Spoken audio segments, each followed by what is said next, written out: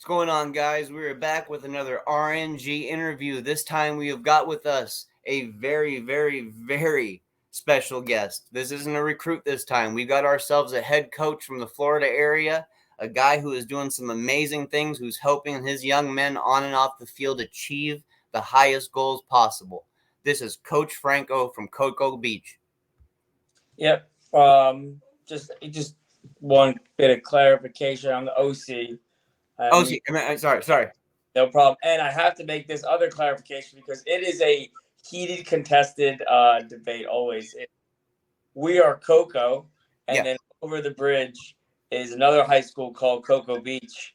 And it's funny because when a lot of our players go to college, they will label them as Cocoa Beach whenever like their highlights come up or their stats or their banner. That's what I keep seeing. Yeah, and then everyone will, Twitter will implode. And everyone will be posting, "We're not Cocoa Beach, we're Cocoa." Yeah, so there's a lot of pride in the Cocoa community. Yeah. I'm glad you got. Thank you for correcting me on that aspect. I had two pieces of paper next to me that I shouldn't have had. One with the head coach's notes and one with the OC's notes, and I apologize for that. Don't worry about it. But yeah, the Cocoa Beach stuff that's got to be frustrating a little bit for you guys. I imagine it's got to be. That's what it is. I mean, they're a good program. We know those guys well. They're actually in the SACC. Yeah, that's where they compete now, and we've had schools show up there and be like, "Hey, we don't see the track you told us about. We don't see this. Like, where do we park the bus?" We're like, "You're at Cocoa Beach." It's pretty obvious. Well, Coach, what I'd like to start off with is, your early playing days. Kind of what were your experiences growing up in the game of football? Yeah, I mean, I didn't play tackle football until I was in 10th grade. I ended up transferring schools to where my sister was going to go for softball, and my mom worked American Heritage in Delray in South Florida. So I ended up, when I got there, they were like, "Hey, we need more athletes to come out for football." So I went out, played 3 years there, lost to Fort Meade state championship. And then I went to the U.S. Merchant Marine Academy for college. Spent 5 years there at the Merchant Marine Academy. I tore my ACL as a junior, and then rehabbed and came back. And then I was in the Marine Corps for 7 years. Oh. Got out of the Marine Corps, did 2 combat tours to Afghanistan. Got out when I was a major, and then came back to Florida and hooked up with our head coach, our current head coach at Cocoa, Ryan Schneider. He was actually the OC at Melbourne Central Catholic. In between, it was like a 1 year gap between him being the OC at St. Thomas. He moved up north, get closer to his family, and then and then he took the job at Cocoa the next year, and I went with him, and we've been coaching together for about 7 years now. Awesome. Well, first of all, thank you for your service. Greatly appreciated. Yep, absolutely. So, getting back into civilization, getting back into the coaching stuff. How did all of this kind of occur to you, to where you were able to meet this head coach and able to make this bond? Is he somebody that you knew previously, or were you kind of introduced to him through people somehow, or how did it all work out for you? So he was at new employee orientation at Melbourne Central Catholic. And at the time, my wife was a math teacher there. She was also her first year. So, she sat down, and he came in and sat next to her, was chatting her up. And then she texted me and said, "Hey, I'm sitting next to the new OC." And I was like, "Oh, tell him I want a football shirt." And then she told him, and she's like, "Yeah, you're not getting a shirt." He kind of blew me off. And then I was like, "No, come on, tell him I played, college ball, and I'm super into football, want to come to games." And then he's like, "Well, if you play college ball, do you want to come, help me coach? I'm missing a running back coach and a receiver coach." And she was like, "Well, that's what you played in college, so let me ask him." And then I said, "Yeah, hell yeah, I want to come out." Mm-hmm. And I got 2 little boys, and I've always wanted to get back into coaching once I got out of the military, and that was my entry point, and been doing it with him for a while now. What all positions have you been able to experience so far coaching? So I primarily coached the running backs at MCC. Then when I came to Cocoa, I coached the running backs my first year, then transitioned over, coached wide receivers, became a co-OC, and then became the full-time OC after that. But yeah, that's been it. I haven't coached on the defensive side of the ball, only offense. If you could, speak to the importance of the mentorships that you had, to these guys, the lessons that they taught you, the things that you can kind of still stand on 2 feet today to preach to your own players. Yeah, I think the big. I mean, I had really good coaches growing up. Sam Bryan was my coach at American Heritage, and Yeah. he was the first guy that really instilled that there's a standard and we're going to meet that standard. And I don't care if you're like me or your parents like me or not, or this is the standard, and this is if you want to have the success you think you want to have, this is where you have to be. And that was my first kind of mentor that taught me at least the where how to get to a standard. And then I had at Merchant Marine Academy, I had this coach Toop, who was also a Merchant Marine Academy grad. He had actually been the head coach at Davidson before coming over to the Merchant Marine Academy, and he just really just showed me how personable coaching could be because Sam Bryan was a lot more rigid. And Coach Toop was just himself, and he enjoyed the day, and he enjoyed being out there with the guys. And then I think, as I got into the military, I bring so much of what I did in the military over into coaching. Uh, the the big, I'd probably say the biggest thing I bring over to coaching from the military is like I was always a leader in the military. Like we were going to go do a clear of a city or patrol, whatever it was. I would pull in my sergeants, I'd pull in my lance corporals, and I would get like their feedback on the mission, how they want to attack it, things like that. And this past week we're playing Seminole. It's 7-3. Our head coach gets ejected from the game over some nonsense. So now, that's kind of me and him run the offense. Every play. So he's out of it, and we're looking for a couple different ways to get a spark. And one of my old linemen come up to me and say, "Hey, we don't really want to pull right now. The D line is not as good when we're going straight at them. But if we pull, they're fast and shifty enough that they're kind of creasing us. Let us just road grade." And I was Yeah. like, fine. And we changed the RPOs to have a road grade play be tagged. And it's that kind of stuff. And Xavier's a senior. He's a guy I trust, guy that's, going to go play at the next level on Saturdays. And he said, hey, let me road grade. And I was like, you're exactly right. Let's do it. Change it. So, that's a big piece that came over me. And those, I'd say, are the three big things that kind of maybe the coach I am is, Sam Bryant teaching me the standard. Coach 2 showed me that you can be yourself. And then the Marine Corps really showed me that it's a team thing. It's not, there's no one individual that's going to, call the perfect game and get you guys into a state championship. It's a team effort always. So you truly got 3 different ways of looking at it in your background. Truly. Yeah. That's definitely an advantage. There's no doubt about it. No Yeah. doubt about it. So, Coach, let's talk about that 2022 squad. What made that 2022 squad so special, in your opinion? That was a squad that just I feel like they just never gave up. Yeah. I mean, whether on defense, it's an interesting dynamic, and I never got this opportunity. I'm always going to be jealous of the Hawkins brothers. Seth Hawkins, one of our safeties last year, also played wide receiver. Ohio State. He's at Ohio State now, playing literally right in front of him at linebacker Samadre Hawkins, who I think is probably the most under-recruited linebacker in the state of Florida right now. Just playing lights out, playing against the most elite competition, and only has a handful of lower level Division I offers. But it was like that brotherhood was a level of accountability because Samadre never wanted his brother to go out, with his last game in high school being a loss, and their last game together being a loss. And that brotherhood between those two, I think, had a level of, copycat to the rest of the team. Or maybe it even created our team's ethos where it was a very, very close knit team. And then you have Blake Boda, who's at Coastal Carolina right now, as our quarterback, a lefty gunslinger, uh, really athletic, and was the type of quarterback who just took whatever you gave him. I mean, some of the stats last year were crazy. I think the craziest stat we had was Boda threw the ball to 11 different receivers. 11 different people caught a pass, which is just insane because I'm Yeah. going in my head and thinking of the 11, and 11 different receivers caught a pass. 9 different people caught a touchdown pass. And at one point in time in district play over 3 games, Boda was 52 of 52. And that's just the epitome of just buying into a system and just taking what they're going to give you. And that's really what made the the team just so special. It was a combination of that brotherhood, trust in coaching, trust in execution.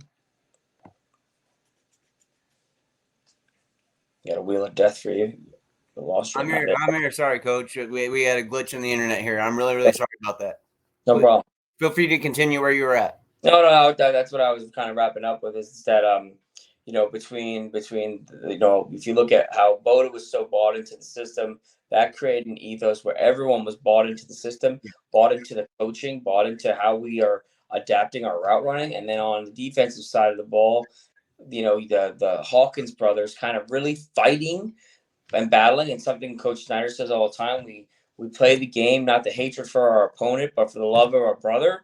That became truly our ethos, our rallying cry last year, and that propelled us to a state championship. And you're in overtime, and it's like, who would you rather be stuck in the trenches with in overtime? You got to score. You want your brothers next to you, and that's what it is. Awesome. Awesome, man. So this current season, how are things starting off for you guys so far? Yeah, I mean, I think pretty awesome. I mean, we really should be 6-0. I think everyone's well aware of the St. Thomas controversy, but putting that aside, we're sitting here, we're 5-1, we're 100% healthy, knock on wood. Brady Hart, sophomore quarterback, is playing lights out. Obviously everyone's aware of Javen Boggs, awesome receiver, just committed to Ohio State. Playing next to him, you have an under-recruited senior and CJ Bragg. He's only got a couple offers to some of the academies. But, I mean, anyone that watches the game, it's just like, how is this kid? He doesn't look the part. He's the true Hunter Renfro. Like, he just doesn't look the part. But he's always open. He's always catches the ball. He's always making plays. And he's only about 4 catches behind Javen. He's a lot more touchdowns behind Javen because Javen has a ridiculous amount of touchdowns right now, 14.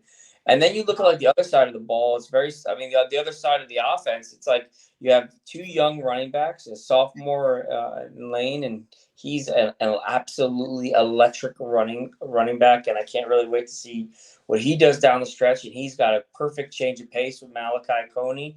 They are literally thunder and lightning the way that they both run. You have then for our other receivers, you got a group of young receivers in Nicky Teeter, DJ Bryant, Marion Cox, we call him Lemonhead. So the offense is really that, and all of that fancy skill. What people I think don't realize the biggest strength of the Cocoa Tigers this year is our entire offensive line is back from the state championship team. Oh, okay. So when you have that O line, and now and that whole line, with the exception of 2 players, was on the O line the year before. So these guys are getting to the point in high school where they've played like 45 straight games because we've gone to state championship, so often that they played so many games together. Like the refinements, the communication, the implicit communication on the O line is pretty insane. And then you look over at the defensive side of the ball, and you just kind of shake your head. I mean, it's 4-star and then 3-star and then 3-star. And then, the 2 guys that don't have stars, I mean, let's face it, the only reason they don't have stars is because maybe they're an inch too short for being a D lineman and say Cedric Walker and Kiwi. But that box we have is incredible. And right behind them, when you have a D line like that, and right behind them you have 2 awesome linebackers like Samadre Hawkins and Parham, it's pretty incredible. And it's like, all right, well, I figured all that out. Now maybe I'll just throw the ball against you. You look up, you got multiple D1 kids in the secondary, led by I think one of the greatest. I won't call him a silent leader because that's not what What he is, he's a leader by example. And this kid, Josh Brown, young man named Josh Brown. Yeah. And then I think our biggest 2 surprises in the secondary this year is 2 seniors that had been banged up for I feel like 2 seasons, just these nagging injuries. Sometimes you get an injury and you rehab that injury, but because you were babying the rest of your body, you end up having another injury somewhere else. Yep. And Jay Sean Smith and Nate have finally been healthy. And it's incredible how good of football players they both really are. I mean, that was our biggest question mark. Is the secondary going to hold up the season? And with those guys back there, I mean, once again, you look at it, you're like, oh, we got every kid in the secondary is truly a Division I talent. I mean, how fantastic is it to have that kind of mentality and leadership sitting back there in the defensive back group? I mean, when you come in as a question mark and you worry about it and the health has been an issue and these guys come in and they're ready to go and they prove they're ready to go. I mean, coach's dream, right? Yeah, absolutely. I mean, and people don't, one of the things that I think, our size school, you typically have tons of guys that go both ways. We don't. We have maybe 1-2 players that ever go both ways. And we do it for the main reason we do it is for practice. We don't do a lot of scout.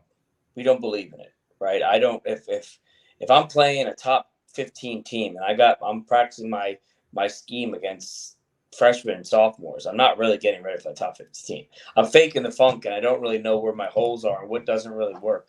We go 1v1s every week. Yeah. Usually we go 1v1s on Wednesdays. Tuesdays install 1v1s Wednesday. And we have to do it to stay sharp. And what it does is if you're a receiver at Coco and every single day you're lining up against a Division I DB, right? And your goal is to be a Division I wide receiver, you get better.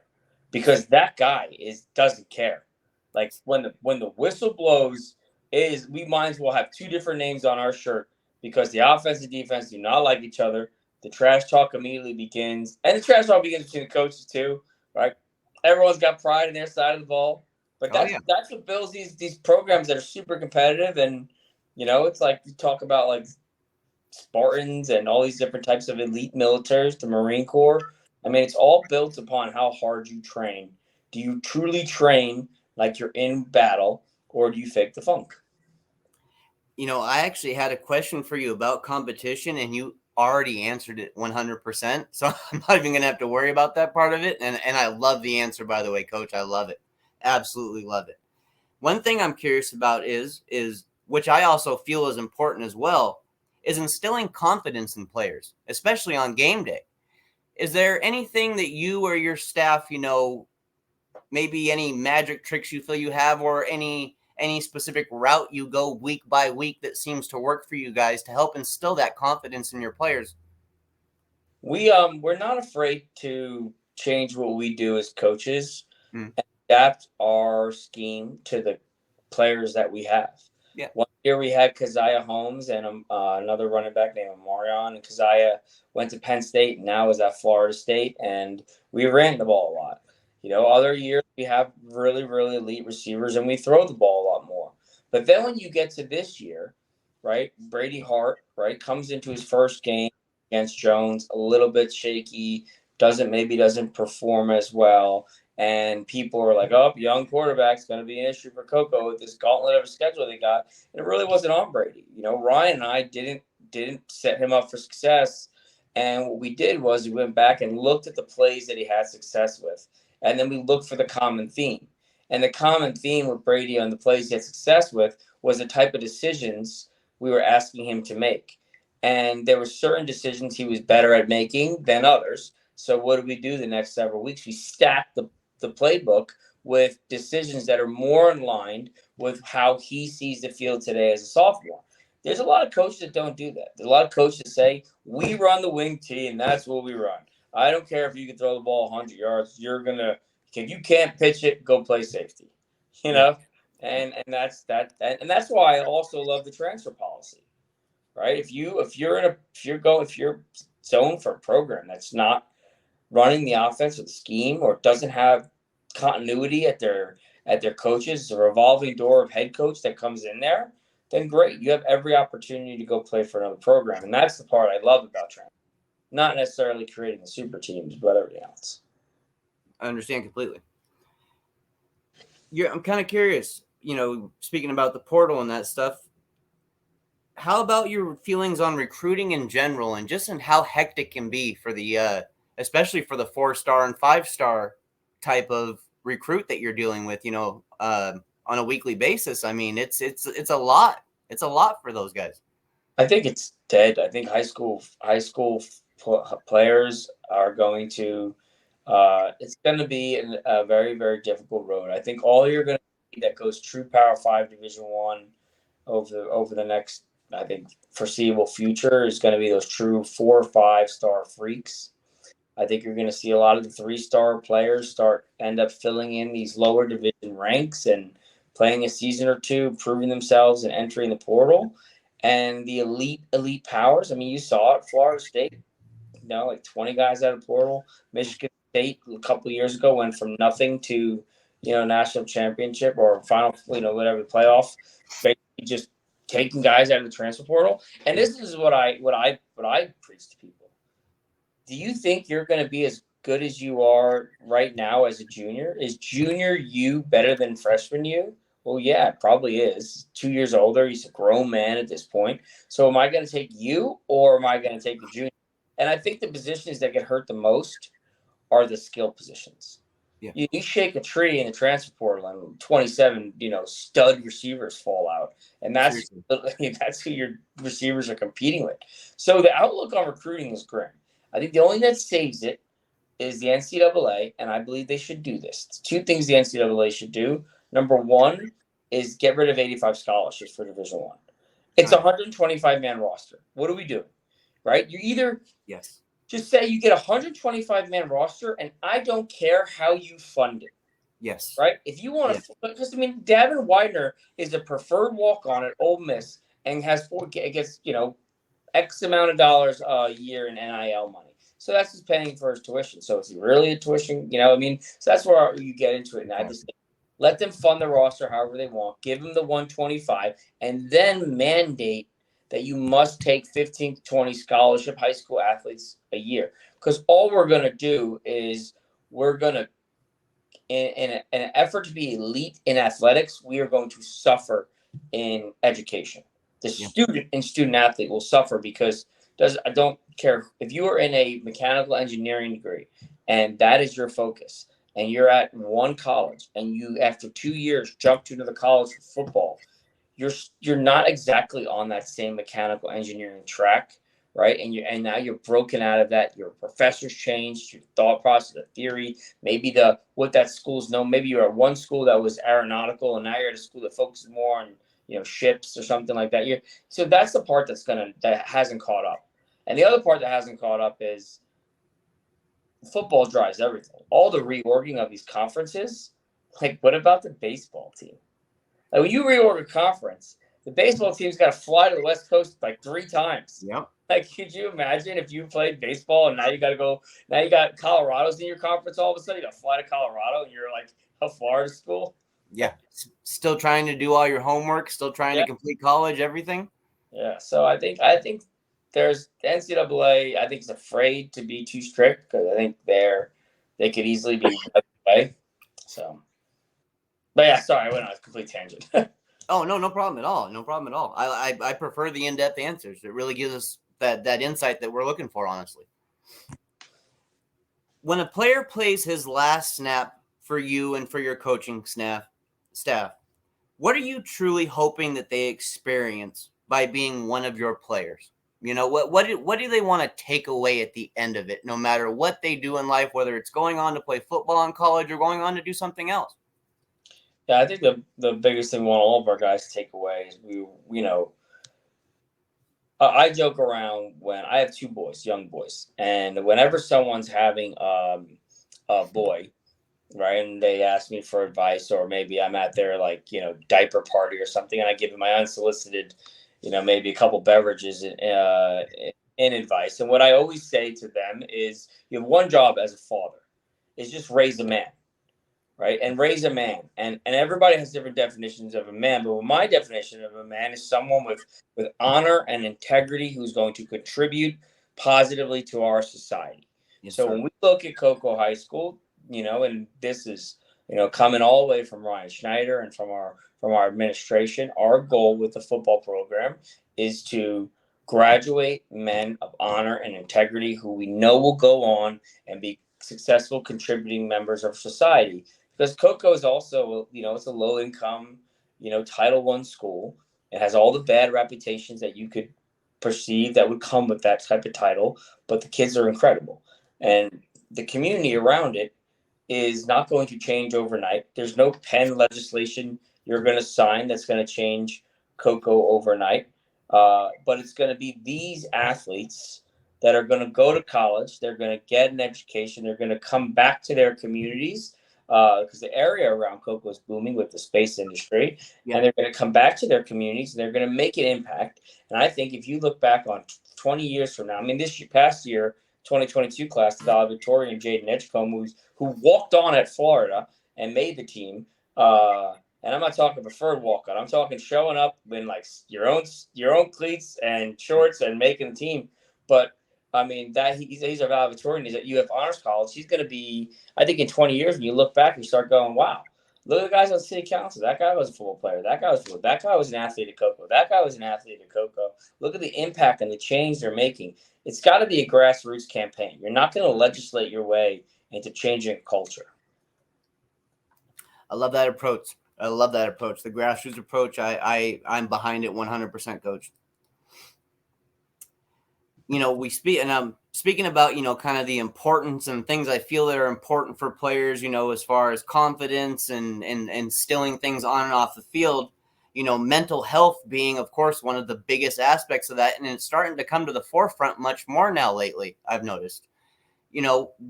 Mental health for high school players, how vitally important is it truly? And I know it's vital, but to hear it from a coach yourself, how truly vital is it for them? I think we're asking a lot. We're asking a ton of high school athletes, high school students in general. I see with my kids, right? With technology, it's kind of like in the Marine Corps. Every time they handed me a new piece of technology, my gear got heavier. Yeah. And it got to the point, I was like, if you're going to give me that, tell me what I'm taking off. You can't just keep piling on the weight.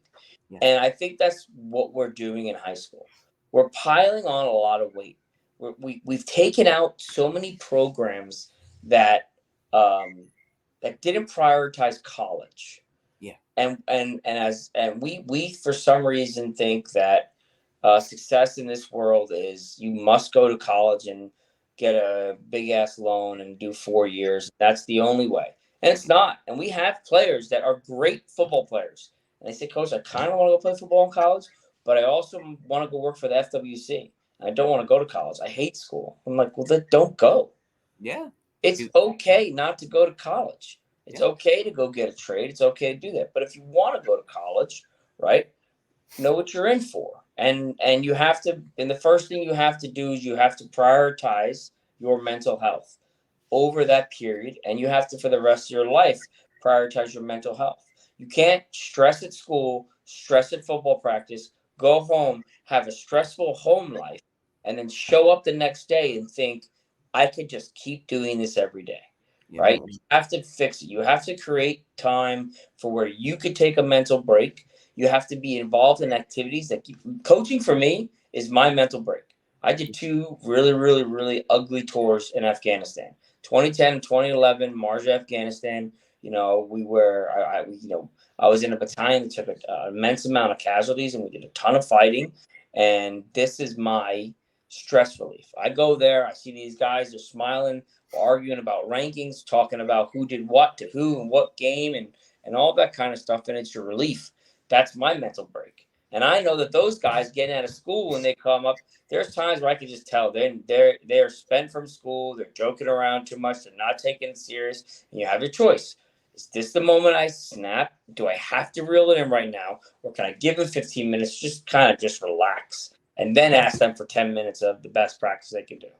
So I think that it's a balance. And I think not enough people, it's the first time I've ever been interviewing someone asked me about the mental health of high school athletes. So I appreciate that, because not a lot of people are thinking about how we keep adding these tasks to athletes. And then we have the social media part of it, where they're measuring themselves against some BS image of what they think that kid over there is.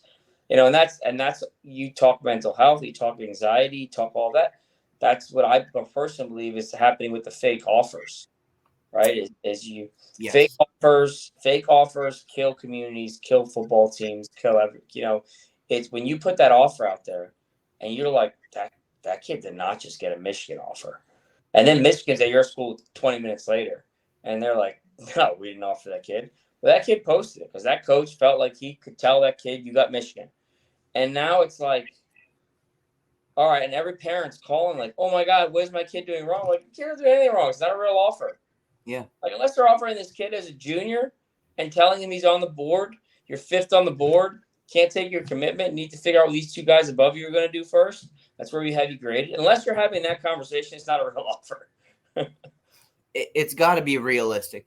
It just can't just be pie in the sky. It can't be what ifs or anything like that. It has to be realistic, and there has to be a plan. And if a coach isn't going to give it to you, it's not the right coach for the kid to be with, anyways, as far as I'm concerned. Agree. So, in your opinion, what makes Florida high school football so special? I mean, I know we got the athletes, we've got, all the talent you could ask for down in that state, but what truly makes that state so special in the game of football? I think it's the love of the game. We don't pay the coaches anything. I mean, I volunteer. I take a stipend because we got other guys on our staff that I think, need the stipend more than I and deserve the stipend more than I do. And coaches are giving up. Like, coaching football is a year-round thing. Yeah, right? It is. Like, we have 18 coaches at Coco. To have 18 coaches that are giving up their time, away from their family, and just to help to contribute is what makes Florida football very special. And then you talk about the caliber of athlete. Football in Florida is a lifestyle. These kids have been playing it. My sons have been playing football since they were 5 or 6 years old in flag. Then they graduated. Now we do 7-on-7. They're just getting into tackle. And all I hear them in the background arguing about a fantasy football trade right now. That's awesome. And that'll turn into a fight, but right now it's just a verbal argument about a fantasy football trade. But that's just Florida culture. Yeah. I hear that a lot. It's kind of like, in some essences, I've heard them practice. Recruits tell me football is life. Yeah. In the way that they were raised and stuff like that, it is the goal. It is the forefront. So I can see exactly what you're saying. Yeah, I mean, you wouldn't go to Long Island and take on one of their lacrosse programs, right? I mean, You go out to Long Island, that is just known. The Long Island's lacrosse. Yep. Right. You go to some of the cities, like some of the teams that are in Philly, North Jersey, New York, and you look at their basketball teams, and you're just like, Jesus. Yeah. Talk about football in California and Texas. It's the passion of Florida with the money that Florida doesn't have. So it's just, you see that across the nation. There's these, they look up north with hockey. It's just these pockets of just, that's what the culture is. That's what people do, and they love it, and that's what it is in Florida. Well, Coach, I've got one last question for you, and I'll let you get on with your night here. It's a question that I ask everyone I bring on the show. Coaches, players, recruits, anybody. Why do you love the game of football? Where do you get that passion to go out there and want to give it all to those players and have them perform at their highest level on a weekly basis? I like how people perform in adversity. It's a true measure of a man. When a bull flies by your head, what are you going to do? Did you invest in your training before the bullet flew by your head to know how to react, to fight the fight? Football is the same way, right? You could have the greatest plan in the world, but did you train and prepare yourself, to be ready for that battle? And have you put yourself through the ringer? So in the moment when you get hit in the mouth and you face adversity, you know how to react. I think it falls right in line with this week. We play in a 7-0 undefeated county team that was, right maybe 15 miles from us. And everyone's talking about how it's going to be a good game and it's going to be competitive, and it's not. And the reason it's not is because they're having a good season. But it'd be an insult to us if it was a good game, because these men have been building in this program, an elite national level program, for years. Yeah. And I hope it's a good game, right? I hope I love their coach. John's doing an incredible job. They were winless 2 years ago. Yeah. And had 7 wins, and now they're undefeated for the first time since 1976. I think they're 7-0. That's great. So they're having a great season. Yeah. But can you take your great season and transition it into becoming a great program? And the key to that transition is building yourself so that your players can handle adversity and they're bought in. And that's what the best part of football is. Well, Coach, I greatly, greatly thank you for taking the time to jump on here and let fans get a little bit more familiar with you and the program. What you guys are doing up there at Cocoa High School is, in my opinion, it's amazing, man. You guys are taking young men, you're turning them into brighter and smarter and more talented young men and getting them set for college and truly prepared for college is what I'm getting at.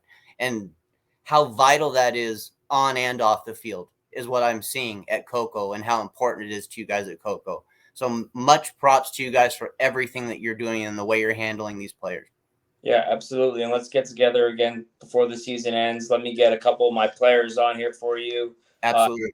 Closer to, them trying to figure out where they're going to play football next year. Well, just so you know, I mean, I mostly what I do is I cover recruiting for Ryan Wright. I cover recruiting at RNG. So, I mean, any of your players, anytime they want to pop on here, man, just feel free, hit me up in the DMs and we'll make it happen. Absolutely awesome. I'm going to take you up on that. Thank you. All right, Coach. You have yourself a great night, and thank you again for joining us. Yeah, appreciate you. Bye. Bye.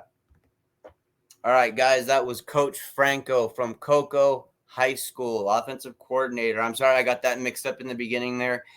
This is why I need to stop having multiple sheets of paper next to me and multiple notes next to me. It's not good for me, but I'm glad when I get reminded and I'm glad when I get put in place so things can be right because I do not want errors going forward. This is a fantastic program with fantastic coaches, and this was one of their fantastic coaches. As you can see, not only cares about winning, but he also cares about his players. He cares about them on and off the field, and that's what's so important in high school football, in my opinion. That's what's so important in every level of football and then every level of life. So they can teach it at this aspect, even in one of the most violent games you can play. It can still be taught that there's decency, respect, honor, and everything else that falls into line, all while still being able to play the game of football. And I just love what Coco's doing, and I was really glad to get that interview done with that coach because I have a lot of respect for Coach Franco. Thank you guys for joining us tonight, and we'll be having another interview coming for you pretty soon. Talk to you later.